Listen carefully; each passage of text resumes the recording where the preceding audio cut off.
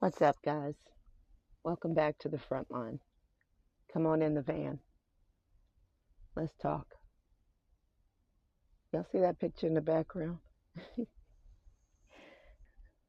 You know, there are multiple references to a fist, right? Fist of Destiny, Fist of Fury. We got Thanos' fist. All reminded me of our crunchy cousin's fist. Yes, it is. They say his fist, right? They're saving it, aren't they? You know they saving that fist all for this crown in the background, guys. Before this man was king, though, he was just a Judahite. And I'm starting to wonder if this word Moor is the association for the Judahite. I mean, I understand it means great. I also understand they love idolizing themselves. So could be one and the same. Anyway, before he was Stephen the King of Hungary, which, by the way, guys, Hungary is the prototype for this 2025 project. Every year they got to go to Hungary. The Heritage Foundation, the RNC, they have to have this in Hungary, guys. Hungary is a very important nation. We're not the only ones with a little weird dictator type leader running around, okay? You need to check out that guy from Hungary. His name is Viktor Orban. Project 2025 is modeled after his rulership. That fist of destiny is still running things, huh? Our wayward cousin's crunchy ass hand is still running stuff from the grave, guys. They are tithing every week because of him. They are celebrating twice a year, this dude. Let me tell you how I figured out that this dude was this important. Let me tell you, before he was king, he was just Esteban the Moor. Check this out. This is how I figured out this guy had to be important. It was all because of this article right here, guys, 2 years ago.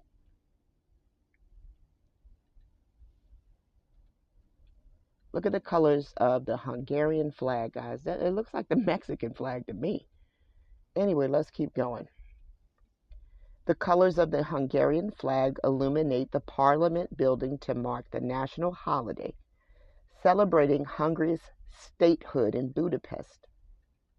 This was in 2022. I told you guys this article woke me up. The first king of Hungary was crowned in 1000 AD. Lie. The two top officials of Hungary's meteorological service have been fired after an inaccurate rain forecast prompts the postponement of a fireworks display on the country's most important national holiday. This is their most important national holiday, okay? They don't play no games about this holiday right here. And it happens in the middle of the summer. The two top officials of Hungary's meteorological service were fired Monday after an inaccurate rain forecast prompts the postponement of a fireworks display. So I said to myself, well, the weatherman is, that's an ongoing joke, within our societies that, oh, the weatherman got it wrong. But yet these two dudes get fired because of this. All right. So this let me know this is real serious. It says the annual St. Stephen's Day fireworks show along the Danube.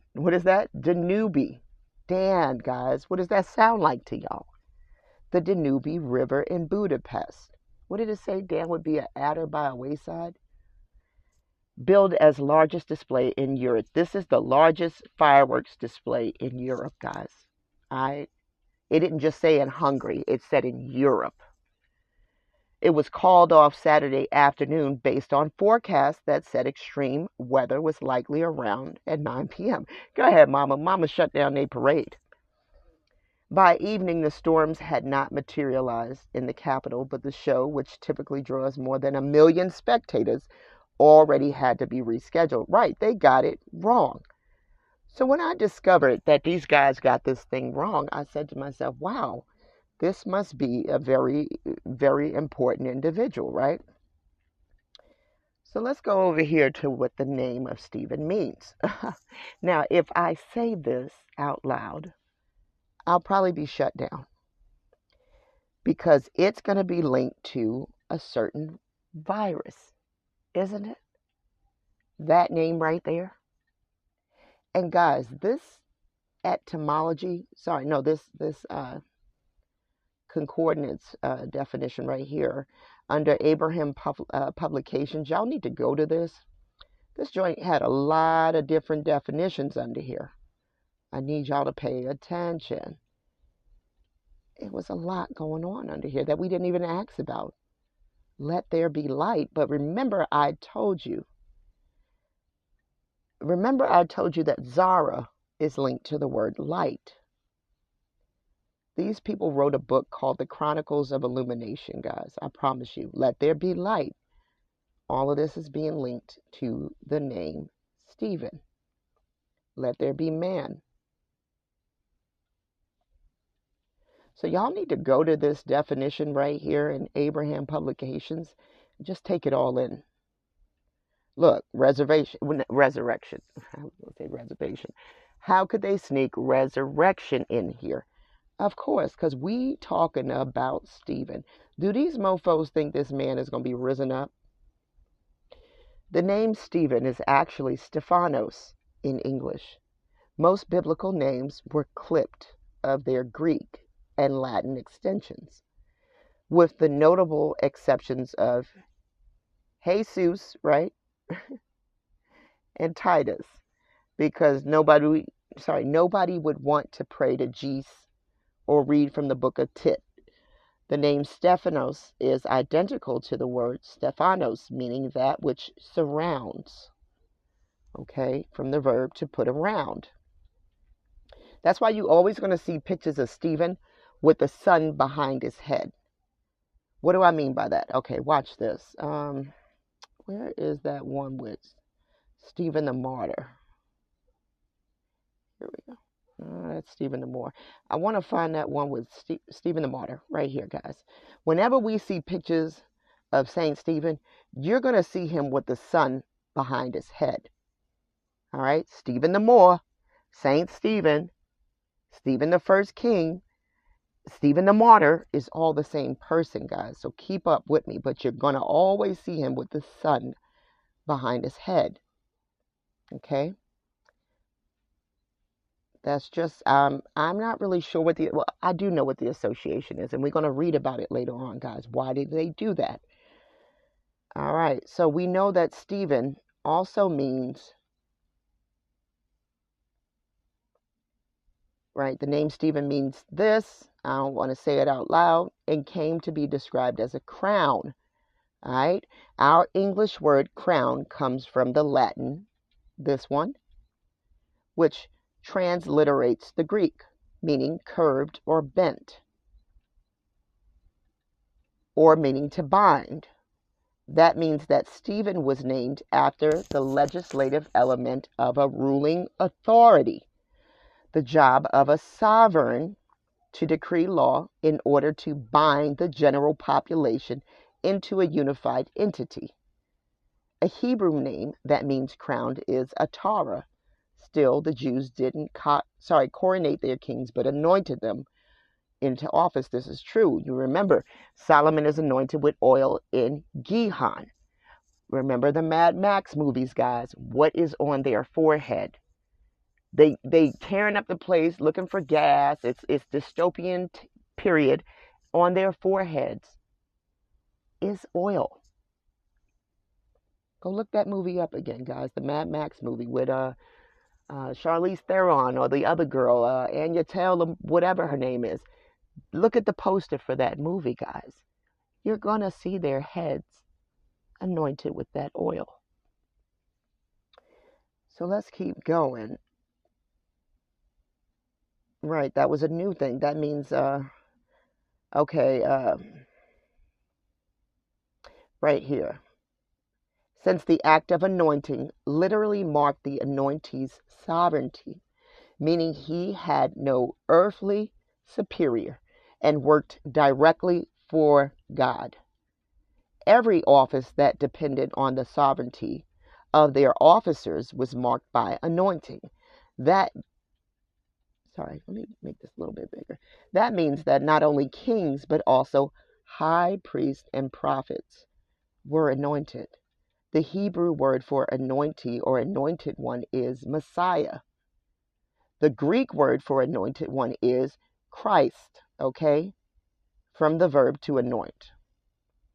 The government that was promised to be on the child's shoulder, right?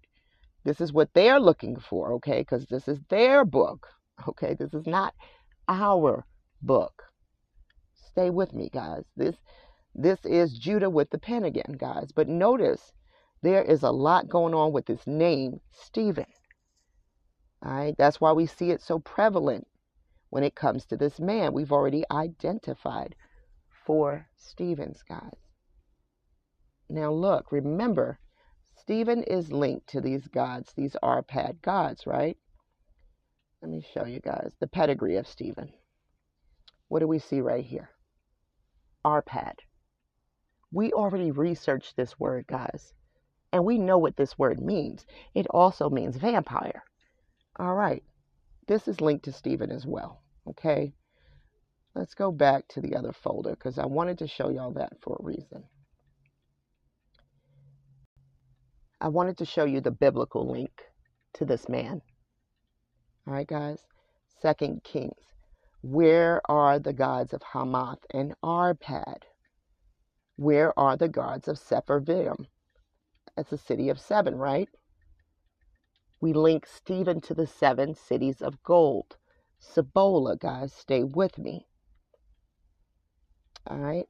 So we know that Stephen is being talked about even in the very book itself, guys. It just wasn't apparent to us. So let's talk about Dutty Stephen from the Dutty South. Okay, guys? Because you don't write that word as dirty, okay? We got to write it as Dutty, okay? This dude is all over the place, but I want to talk about him when he's Stephen the Moor. First, guys, I'm going to leave a link to this audio book in the description box, guys, so that you can listen along to this and get a good, clear picture of this Judahite before they was saving his crunchy fist and before he becomes king of a nation he makes. Watch this. The story of black cowboys. Didn't I tell you guys this is the story of the cowboys and Indians? Us being the Indians, them being the cowboys. What does Leah mean, guys? The wild ox, the buffalo, buffalo soldiers, cowboys. They go your Judahites. Listen to the story. The story of black cowboys begins not on horseback, riding the high plains, but with horses tied up on Spanish ships, riding the high seas. Meet Esteban, the Negro, or Esteban the Moor. Right here.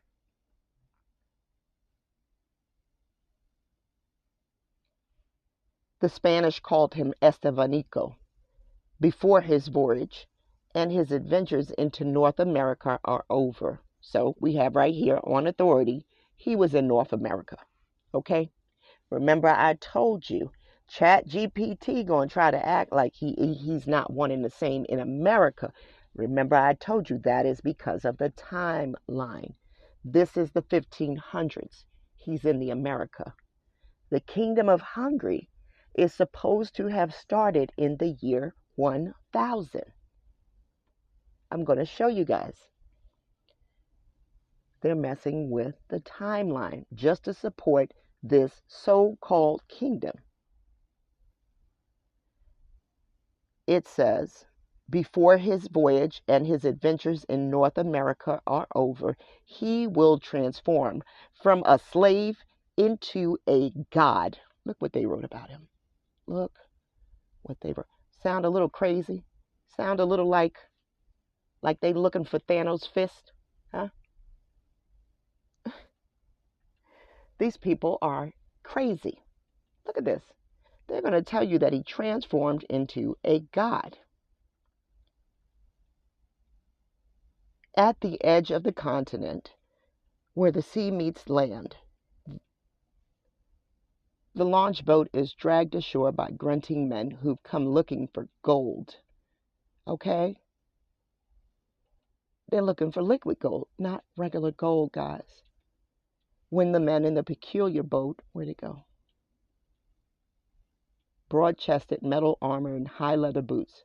Okay, this is what kind of hot to be wearing all of that, I would have thought. But this is going to be one heck of a book, guys, for y'all to go ahead and read. Y'all can read. He landed in Florida first, okay? He was going by Handsome John at first. This is going to be a long one, guys, but y'all really need to go ahead and let that play all week. What else you got going? Find out about your wayward cousin that sold you out for the crown, for this, right there in the background.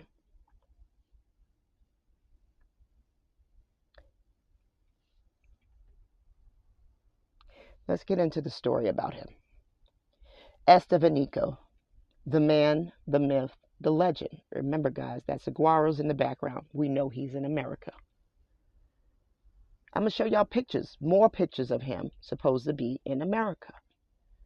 The history of slavery in the Western Hemisphere has, of course, been well documented, but there is one name that is often overlooked within the posterity of black people in the New World, Estevanico. It ain't overlooked. They don't want you to know this story. This is the story of our betrayal. Look at him pointing the way. Sometimes called Mustafa Zamori, Black Stephen, Esteban the Moor, or Stephen Durantes, after his owner, Andreas Durantes, a Spanish nobleman. And Stephen the Martyr, Stephen the first king of Hungary, Saint Stephen, right, guys? He's all of those Stephens.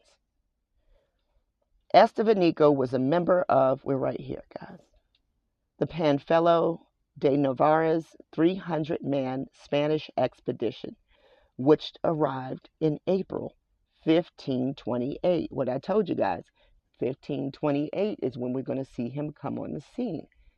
So the discrepancy is going to come with ChatGPT, because ChatGPT is like, hold on. I thought Stephen the first king of Hungary starts in the year 1000. Just stay with us, guys. Don't worry about what ChatGPT doing. You got the brain to keep up. Let's do it. They arrived in April 1528 near present-day Tampa Bay, Florida. The expedition was largely doomed from the start.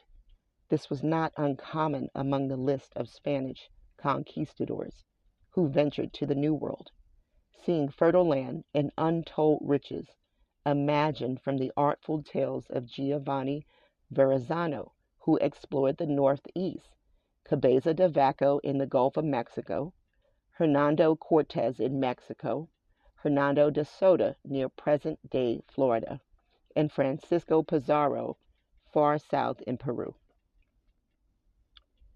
Who was Estevanico? Chroniclers from the 16th century who were contemporaries of Estevanico, considered him a Negro. However, modern historians claim he was descended from the Hamites, who were white residents of North Africa. Bullshit. According to this theory, Estevanico could not have been black. Historians Carol L. Riley has asserted that Estevanico was black in the sense that we would use the word in modern America. Actually, in modern generic terms, I suspect that Estevanico was very mixed. So she gonna say the term black in America is really to mean mixed. Interesting. Riley also, sorry guys, I got a little hoarse throat. I sound a little funny here and there, so I hope y'all can get through it. It's gonna be all right. Riley also explained that if Estevanico was considered a Negro, his mixture must have been mainly black. Estevanico in 1513 was sold into slavery to the Portuguese in the town of Azamori, a Portuguese enclave on Morocco's Atlantic coast. More contemporary accounts have referred to him as Arabized black. Okay? So now they're just going to be arguing over what this guy is. Is he Negro? Is he Arabized black? Is he Moor? Okay? It sounds like the same argument we still have until today. The latter term, often used for Berber natives. History primarily refers to him as a black African. Here we go with the BS. A Spaniard, Diego de Guzman, reportedly saw Estevanico in 1536 and described him as brown. Okay, your Judahite cousin gonna look just like us, all right? Estevanico was reared as a Muslim. What did I tell y'all guys? So these outsiders are telling you that he's raised as a Muslim. Why is that, guys? Because I done told you the laws of Moses look like the Islamic laws. I have told y'all this time and time again. So anyone coming on the scene who has no knowledge of where you pick the laws up and is just watching a person would say, oh, they must be Islamic. They have multiple wives. They believe that the woman is subservient. They believe that they have certain dietary restrictions, right? Okay, so anybody from the outside would say the laws of Moses look like Islamic laws. So if Esteban is practicing those laws, I could see why they say he was a Muslim. All right? With some accounts of him converting to Roman Catholicism. But there is little historical account of his religious conversion. That's bullshit too, because they are going to love to tell us later on how Stephen is the first baptized practically and the first king to bring Christianity to his people. The natives of one tiny island off the mainland coast of Galveston encountered a strange sight in 1528, a band of emaciated white men lying naked and near dead on the beach. This group in large part was what was left from Navarro's expedition with De Vaca. Okay. And De Vaca was serving as the treasurer. Remember I told y'all, the treasurer was nothing but the scribe. Okay, the priest and the scribe. Navarro dreamed of riches when he reached the Florida coast, and after finding mere traces of gold, he split the group and dispatched the ships towards the River of Palms. They're calling that the Rio Grande.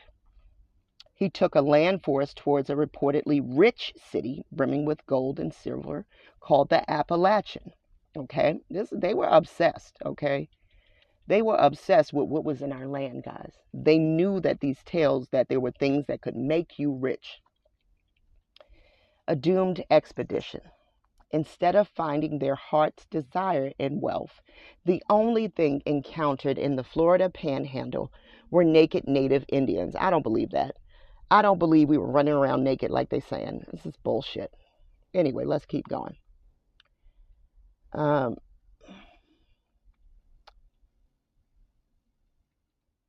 right, they just basically break down at sea and have to fight their way to making boats and all kind of stuff. to keep moving along, okay? Only a few people survive and make it to shore. Navarus was lost at sea. Cortez, for his part, had listened faithfully to these tales of riches, but found neither a queen called Califia nor gold and pearls along the west coast.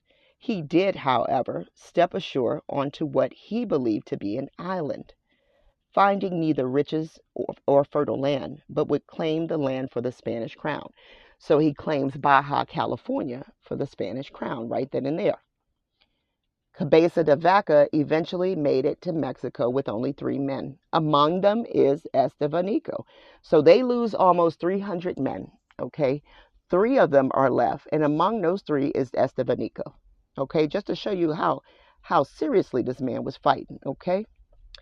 There they recounted the horrors of slavery, starvation, cannibalism, and disease, which took the lives of 90 men. They reportedly posed as shamans, crossing the land curing sick Indians, right? Attracting quite a following, being labeled children of the sun. I wanted to bring that in, guys. Remember, we see Esteban, Stephen the King, and Saint Stephen, Stephen the Martyr, with the sun behind his head. They call them children of the sun because of their long journey from the east. By the spring of 1529, these 4 men had traveled on foot along the Texas coast to the environs of Matagorda Bay, all right, only to be captured and enslaved by the Colatuan Indians 6 years later. The 4 men managed to escape the bondage and enter Mexico. They just fighting forward, okay? All right, they arrive in Texas. Estevanico was assuredly the first African to traverse Texas.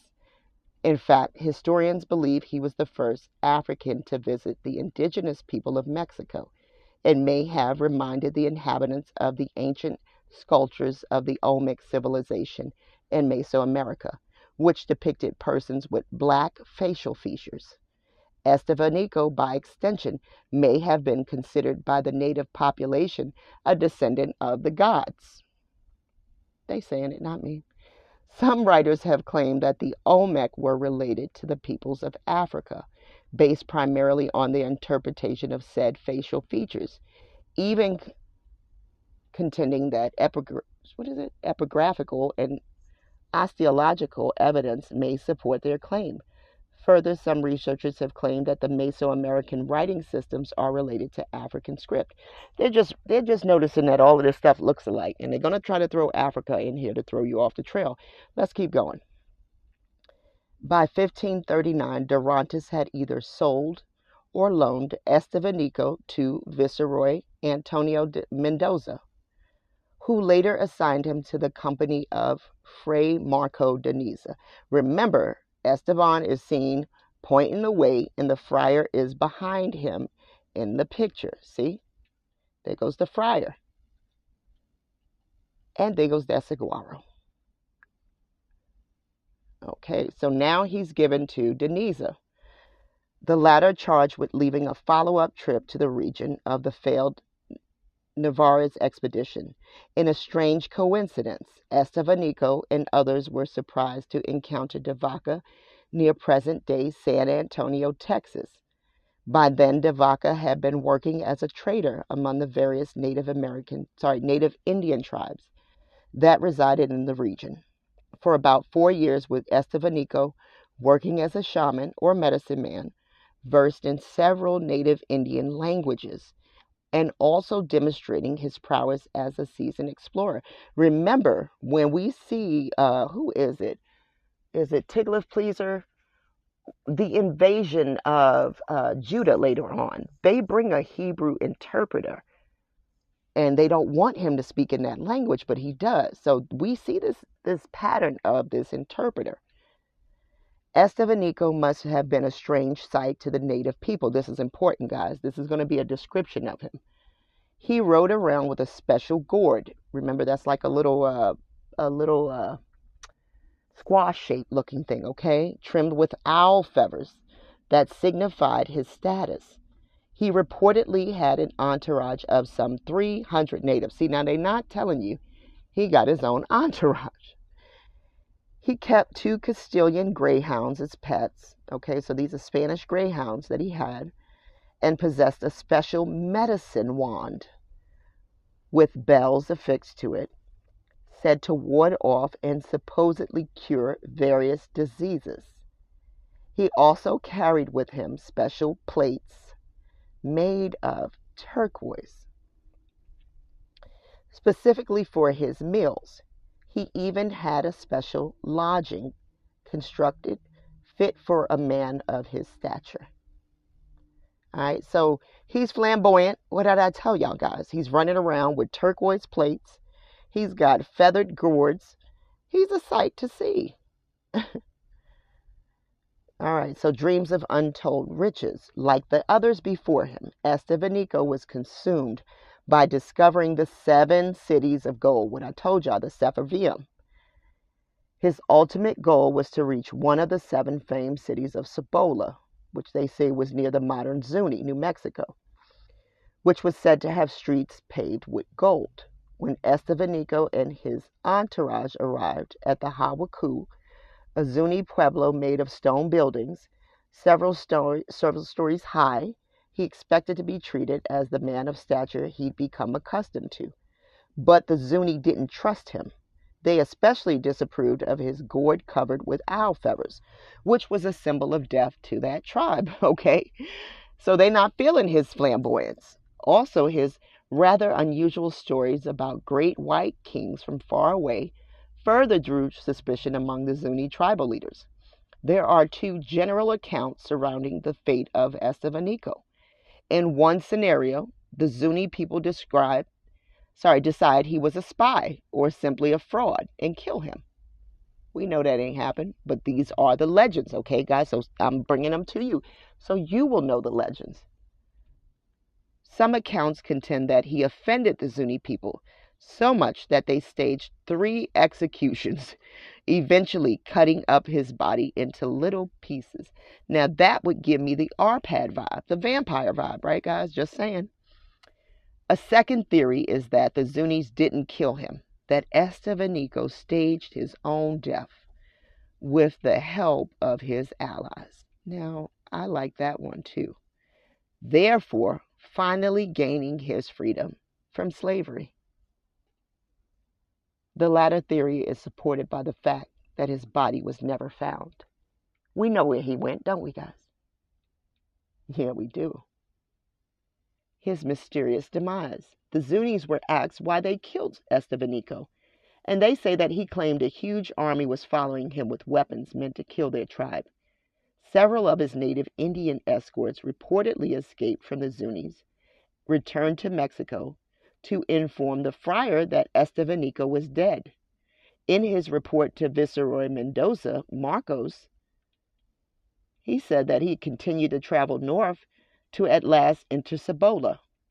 Cibola was also Hawaku, guys. Then I told y'all they like to give him 2 names. Upon arrival, he witnessed the chief with Estevanico's turquoise dinner plates, his 2 greyhound dogs, and his famed medicine balls. Irrespective of his demise, so he left all his stuff, okay, to make it look like he had actually been killed. Irrespective of his demise, Estevanico is one of many historical figures of color who manipulated their situation to move between cultures and transcend their humble beginnings. His is a true story of transformation from a slave to a man of legend, evidenced by the Zunis memorializing him in the Black Ogre Kachina.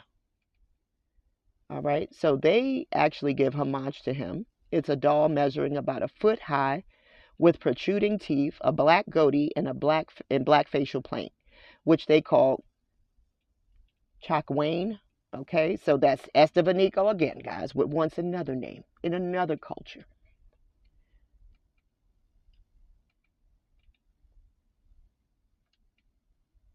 A legendary adventure. The tale of Estevanico is more than a story told in the oral traditions, often the history and contributions to society by black persons prior to European settlement. Nah, they are European settlement. Don't get confused with this black stuff, guys. Please don't.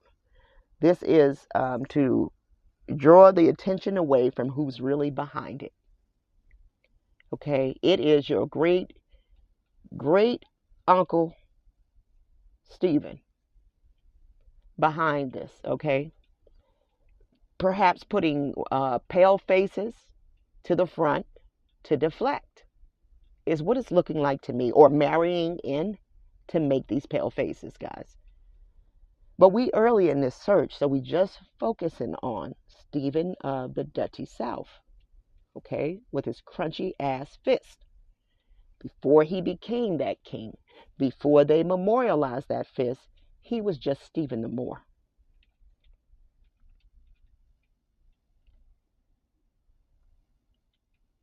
It says right here, you can, there's some literary content, they said. There are 2 small volumes of literature provide a wealth of information about the early explorer. One is by John Upton Terrell, and it's called Estevanico the Black. It was printed in 1968.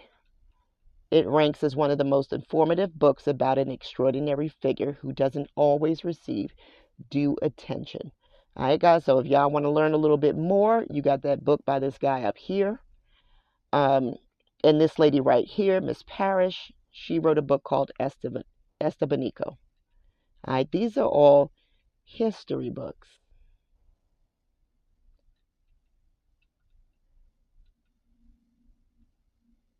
And it says right here, the Moor's account. Here's another person, Layla Lalami. She wrote a book called The Moor's Account. It says, no one knows where Estevanico is buried. Hawaku no longer exists, having been abandoned in 1670. Following a series of wars, the Zunis fought against the Spaniards and the Apaches. See, they were fighting other people, you see? But Estevanico's story, recorded in colorful detail by his fellow explorers, De Vaca, Marcos, Coronado, Castaneda, endure as one of the great adventures in American lore. So they wrote stories about him and included them in their tales, right? Little did they know he ran off to Hungary. Remember, guys, he was eating off of turquoise plates. Why is that important?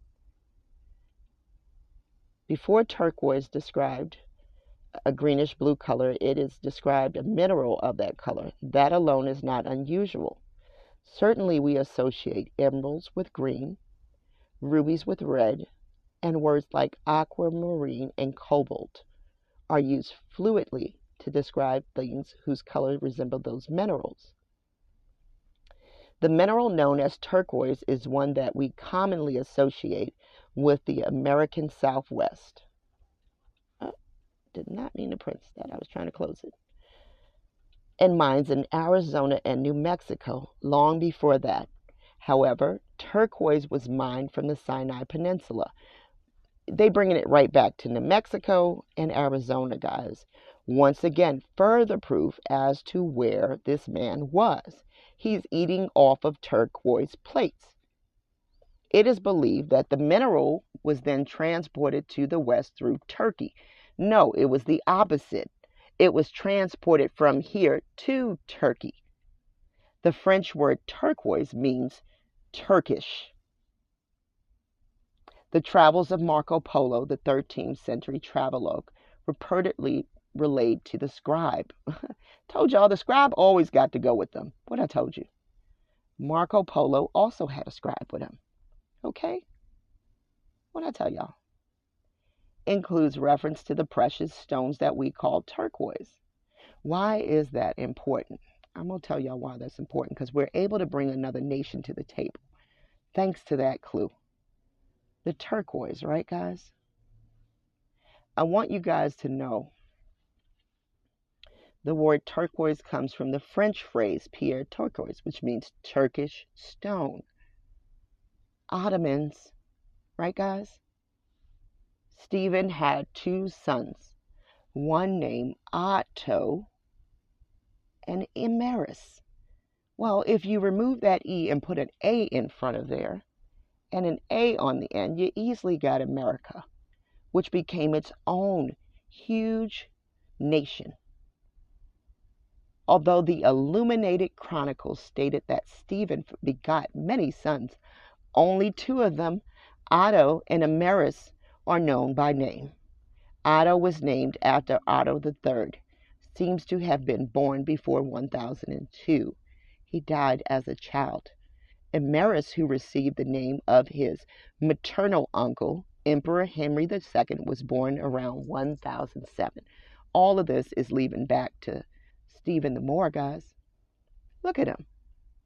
Look at the saguaros. These are different renditions of him, guys. What did I tell y'all about the saguaro? That is a major clue, guys.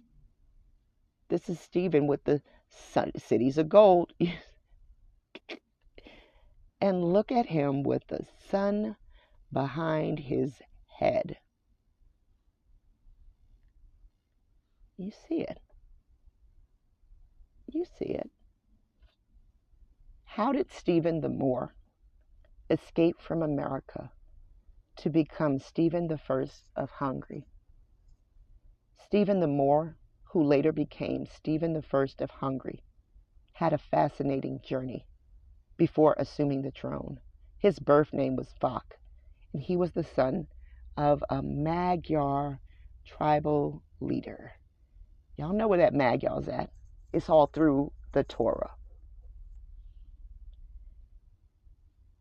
Grand Prince Giza of the Hungarians, while he was still a child, he was taken as a hostage by the Byzantine emperor.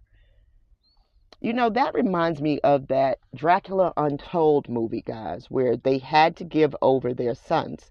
And you know, that was linked to Transylvania too. So are we hearing about how Vak was given over to them to fight as a warrior, just like in that movie? All right.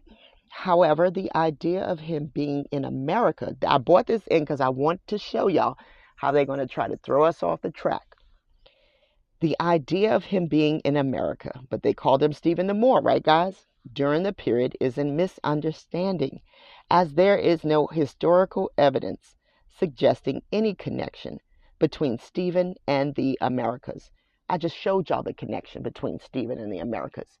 I showed you picture after picture of this guy with these saguaros. They know he was here. They know exactly where he was. This one got the palm tree. Well, guess what? That isn't grown everywhere. You see, guys? So they know. They know. They know exactly where he was.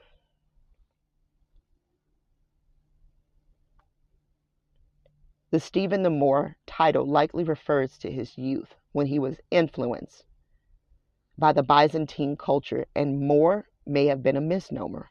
Stephen, after being educated in the Byzantine Empire, becoming a Christian, eventually returned to Hungary, where he consolidated power. Upon his father's death, he became the first king of Hungary in 1000 AD, after receiving a crown from Pope Sylvester II. Thus, Stephen the Moor is really Stephen I of Hungary, whose journey from a Byzantine hostage to a Christian king was one of significant political and religious importance, but there was no escape from America involved. But he becomes king.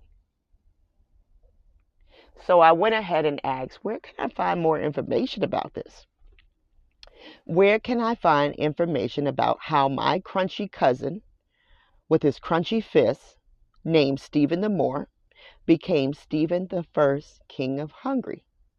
To learn about how Stephen the Moor, also known as Stephen I of Hungary, do you see that? You see that? You see the association made, right? So next week, we can just talk about him as Stephen the King. You guys should be able to follow me now throughout all of their trickery. They got to tell the truth. He's the one and the same, guys. Becomes the first king of Hungary. You can explore several historical sources and references. Historical books. Look for books on Hungarian history, focused on the medieval period or the formation of Hungary as a Christian kingdom. The history of Hungary, right? Encyclopedias. We can look to the encyclopedia. Look for entries on King Stephen I, Saint Stephen. See that SZENT right there? That just means Saint Stephen, describing his rise to power, his conversion of Hungary to Christianity, and his coronation as king. Because never forget, that's what it was all about. That crown in the background. He had to have a big old ceremony, guys. Oh, yeah. You can see this in museums. They got the National Hungarian Museum. There's websites and primary sources. You could also look into early medieval sources, such as Chronicles. I think that's a very interesting name, right, guys? Or writings from contemporaries of Stephen I, though these might be less accessible in their original forms and may require some translation. See? They want to hide it in different languages on you. That's what they want to do. But they ain't going to hide that this is the same Stephen from the Dutty South who took himself over there. They go to Crunchy Fist, right? And made that kingdom. Left behind his little trinkets, his little turquoise plate to fool the masses. These fools right here. But you know who he ain't fooling? He ain't fooling us on this front line. We see you, wayward cousin. Much love to you guys. Thanks for watching. Next week, we're going to talk about his kingship. How he took this money and ran and got crowned for it. Let's talk about it. Thanks for tuning in, guys. Much love from the front line. I'll see you next week.